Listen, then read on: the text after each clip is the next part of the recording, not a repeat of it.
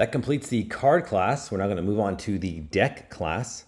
So the deck class is going to contain all 52 cards and have the ability to shuffle them. All right, so let's begin this one. Let's say class deck, and then we will initialize it. And then we will create a list, an attribute called cards. And what we're going to do is we're going to use our card definition, and we will iterate through all possible cards, so 0 through 51. It's going to create a card instance and store it as a list like this. So let's go ahead and start this. We'll say deck equals deck like this. So there's instantiate it with, there's nothing to be passed to it. And then if we access deck.cards, we should see all of the cards like that. Okay, that looks good, but now we need to shuffle it.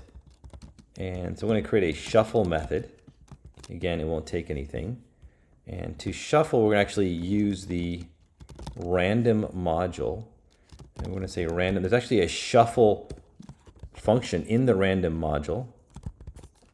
And the way it works is that, so this is kind of interesting. It shuffles it in place. So it modifies this list in place. You have to be careful here. You don't reassign it to some other variable name or back to itself.